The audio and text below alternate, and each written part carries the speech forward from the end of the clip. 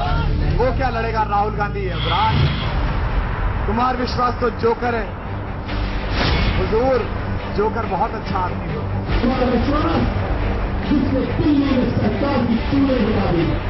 तो राहुल गांधी यहां से विजय का स्वप्न ना लें। विश्वास तो जोकर है। हुजूर, जोकर बहुत अच्छा आदमी हो।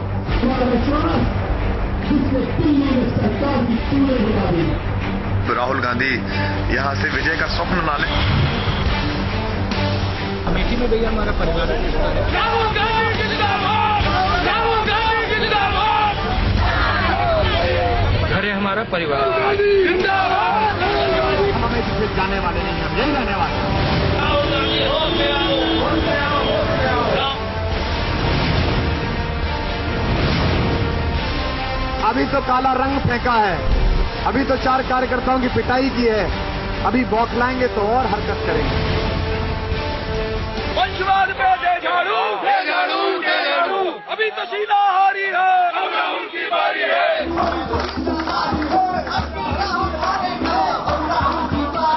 साथ में हमारे कुमार विश्वास है।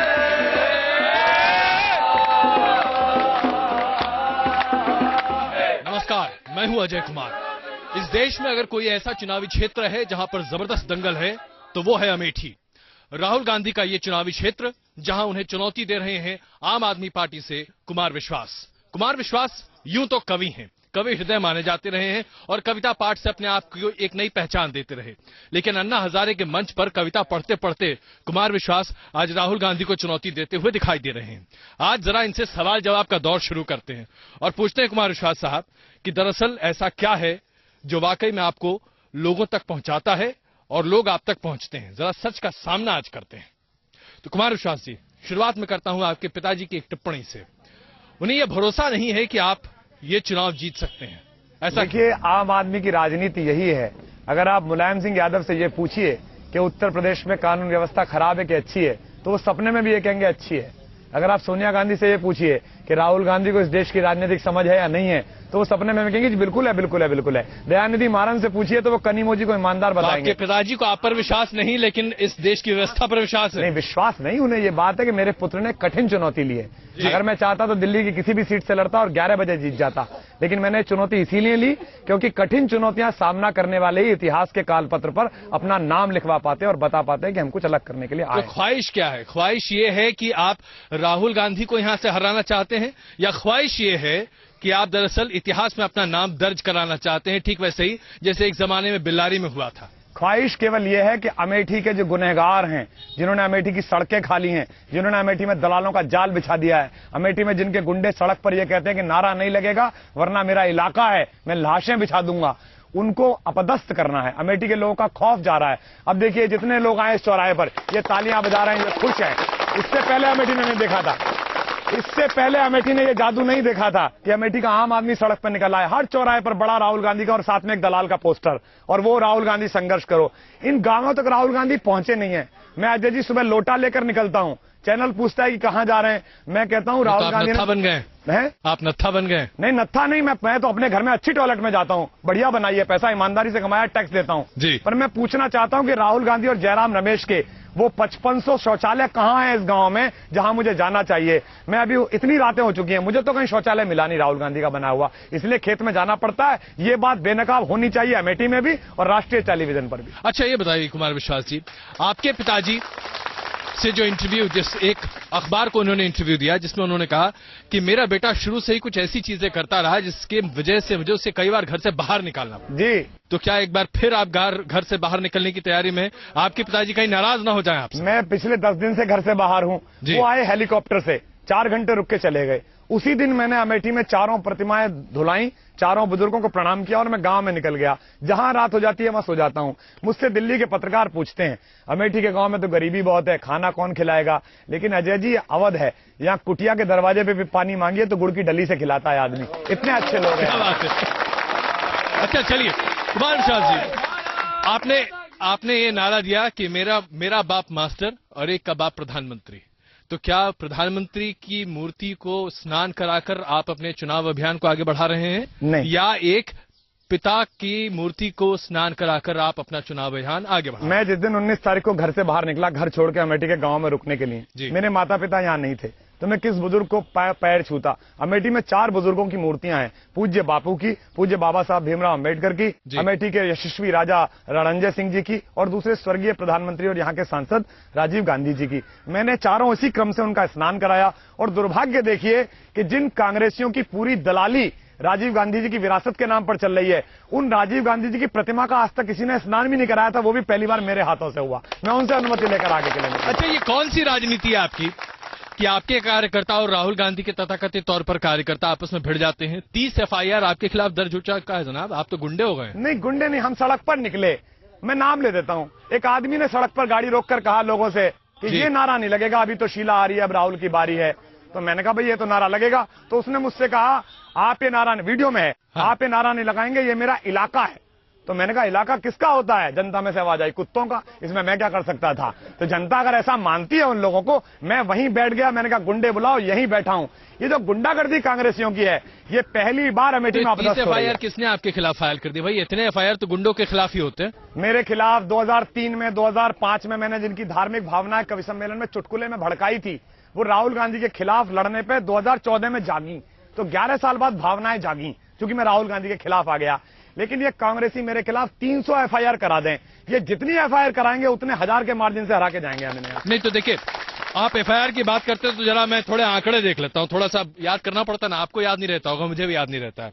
2003 में आपके खिलाफ एक मामला दर्ज हुआ, और वो मामला दर्ज हुआ धार्मिक भावनाओं को भड़काने का। 2003 की कविता के आरोप में अब हुआ। हाँ, तो वो है, तो आपने सिखों की धार्मिक भावनाओं को भड़काया, मैं आपको बता दे रहा हूं, है ना। उसके बाद आपने इस्लामिक ग्रंथों के बारे में कुछ टिप्पणियां की जो कि अपने आप में बहुत आपत्तिजनक रही।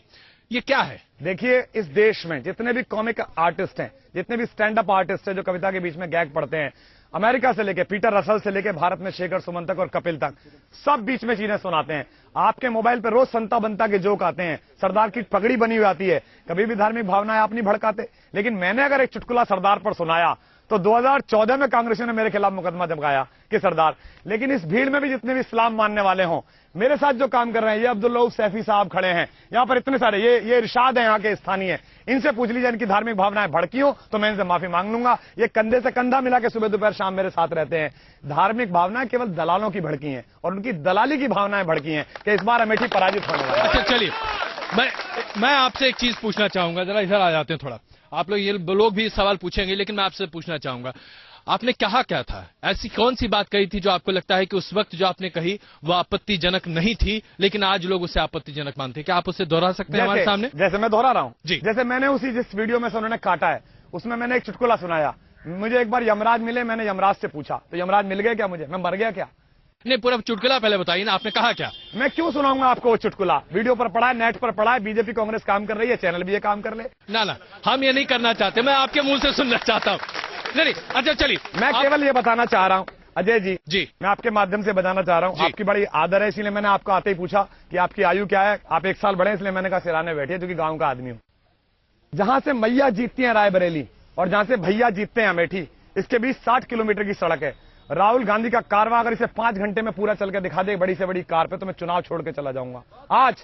और मैं दूसरी बात बता रहा हूं, देखिए उस सड़क पर पिछले 4 महीने में 11 बच्चे ऐसे जो अस्पताल ले जाते हुए मर चुके हैं। जहां की आने वाली नस्लें सड़क के गड्ढों में मरती हैं, वहां के सांसद की जमानत जब्त होगी। चलिए, ये तो आपका चुनावी भाषण है, लेकिन मैं ये कहता हूं कि ये जो भावनाएं भड़काने का आरोप है आपके ऊपर, आप कहते हैं कि ये सिर्फ राजनीति से प्रेरित है।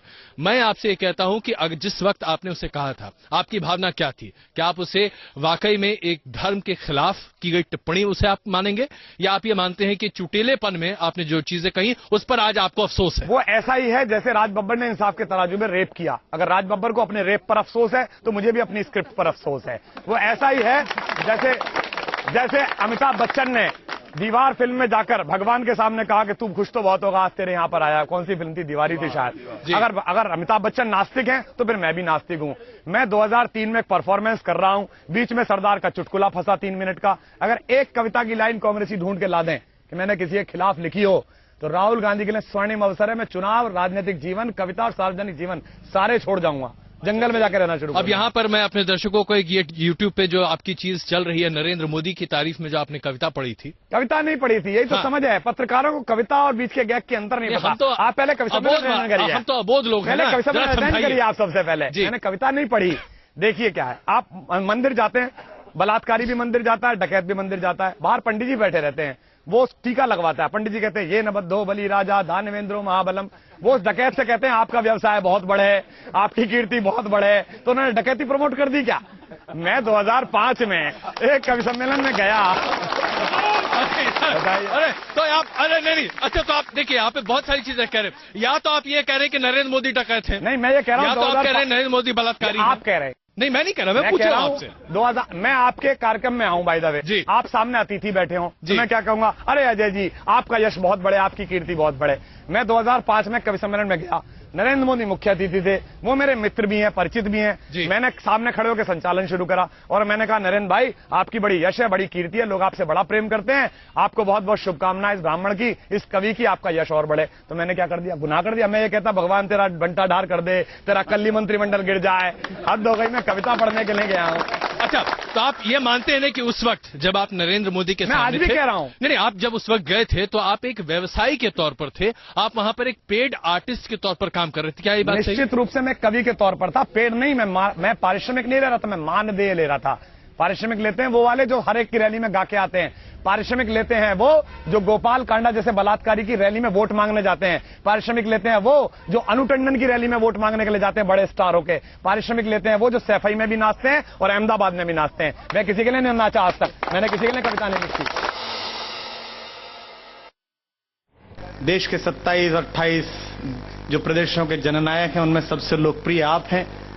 मैं पंक्ति पढ़ता हूं बाल कवि बैरागी की, आपकी दाद उठे अगर मैं सच कह रहा हूं इतने बड़े व्यक्ति के आगमन पर कि एक बार फिर जीवन का रथ मुड़ा शुक्र के पथ पर, राजनीति ने डोरे डाले फिर लेखन के व्रत पर, और लक्ष्मण रेखा बड़ी क्षीण है, बड़ी क्रूर है काई, कदम कदम पर फिसलाती है रेशम सी चिकनाई, कदम कदम पर फिसलाती है रेशम सी चिकनाई।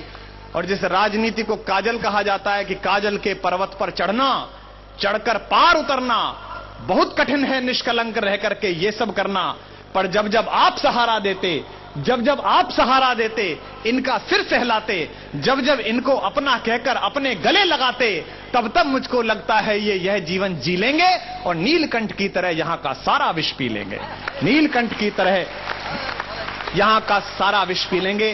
अब मैं आपसे जानना चाहूं नरेंद्र मोदी के बारे में आज आपकी क्या राय है? नरेंद्र मोदी आज क्या है?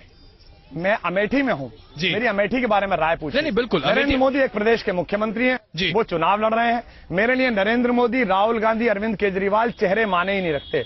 अरविंद केजरीवाल जिस पार्टी में और मैं जिस पार्टी में हूं, संयोग से वही एकमात्र पार्टी है जो भ्रष्टाचार के खिलाफ लड़ रही है, इसलिए मैं उस पार्टी में साथ हूं। कल अगर वो पार्टी विचलन कर जाएगी तो मैं राजनीति भी छोड़ सकता हूं, पार्टी भी छोड़ सकता हूं। मेरे लिए मतलब नहीं है कौन नरेंद्र मोदी, कौन राहुल गांधी। नहीं मैं इसलिए आपसे पूछ रहा हूं कि देखिए आपकी पार्टी और आपकी पार्टी के सबसे बड़े चेहरे अरविंद केजरीवाल, उनका ये मानना है, दो अलग अलग बयान आए हैं। पहला उनका कहना है कि नरेंद्र मोदी से ही सीधी टक्कर है आम आदमी पार्टी की और खुद उनकी भी, नरेंद्र मोदी को दो दो हाथ करने के लिए तैयार है वो। और दूसरी बात उन्होंने हाल फिलहाल कही, उन्होंने कहा कि नरेंद्र मोदी के नाम पर इस देश में हवा चल रही है और इस बात से इनकार नहीं किया जा सकता। मैं ये जानना चाहता हूं कि बतौर आम आदमी पार्टी के कार्यकर्ता और बतौर एक उम्मीदवार जो कि अमेठी में आम आदमी पार्टी के नाम पर चुनाव लड़ रहा है, आप नरेंद्र मोदी को किस नजरिए से देखते हैं? एक आदमी जो चाय के ठेला लगाता था, अगर अपनी पार्टी में किसी वैधानिक प्रक्रिया के तहत एक स्थिति तक पहुंचा है तो ठीक है, एक लोकतांत्रिक प्रक्रिया है। पर राहुल गांधी किस लिए? राहुल में से गांधी हटा दो, कौन से राहुल? क्या कर लिया उन्होंने? लोगों ने अरे कितने लोगों ने राहुल गांधी को पास से देखा है? किसी ने नहीं देखा। किसी ने देखा है क्या? नहीं देखा। जोर से बताओ इनको, किसी ने देखा है क्या? नहीं देखा। 15 साल में चेहरा देखा नहीं है। एजेंट के एजेंट के एजेंट के एजेंट। एक से जरा आ जाइए जरा। हाँ क्या कह रहे हैं आप लोग राहुल, आप आम आदमी पार्टी के वोटर हैं या यहाँ के रहने वाले? नहीं, यहाँ के रहने वाले। यहाँ के रहने वाले। हाँ। तो आम आदमी पार्टी जो आज राहुल गांधी के बारे में चीजों को कह रही है, मैं आपसे पूछता हूं कि आपको विश्वास है कि जो सामने आदमी यहाँ खटिया पर बैठा है वो आपको सब कुछ करके दे देगा? जी जी जी, एकदम पूरा भरोसा है। किस आधार पे कहते हैं? इस आधार पे कहते हैं कि राहुल गांधी ने आज तक हमें क्या दिया है, कहां तक आए हैं मेरे साथ, क्या दिया? सड़क दिया है, न बिजली दिया है, न पानी दिया है, न कुछ नहीं। न रोजगार। आज हम पढ़े लिखे हैं, मैं क्या करूं?